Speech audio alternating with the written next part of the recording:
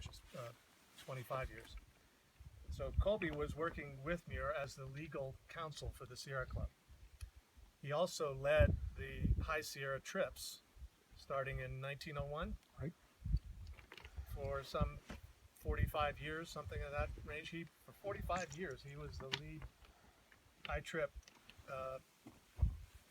leader for the Sierra Club. So that is why Colby is offset in this composition against Muir's image in bas-relief. Muir had died Christmas Eve 1914. Some say he was depressed after the loss of Hetch Hetchy. That's its own story.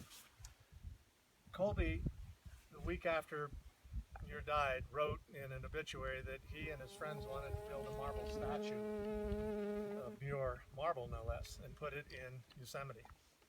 I'm kind of glad that didn't happen because marble doesn't hold up well in climates like this. They didn't fundraise, something happened to that idea, it didn't go forward.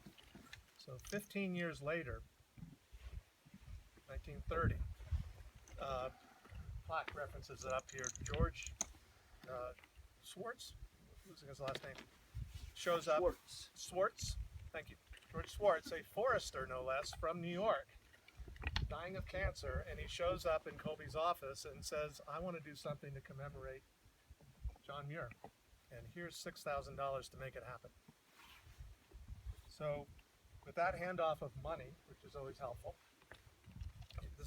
mind you, this is the Depression we're talking about, 1930. The Depression's already beginning to weigh in.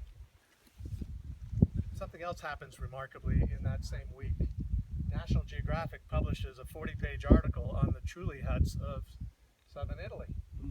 And it features lots of photographs of these stone structures with their high conical domes.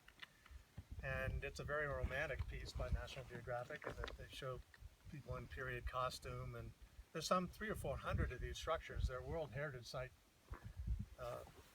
buildings. They're all dry stack.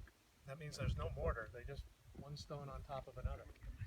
So National Geographic celebrating the Trulli huts in their National Geographic, and Colby says that's the image of what I want to do at Muir Pass, which is approximately the halfway point of the John Muir Trail. Where better to memorialize Muir.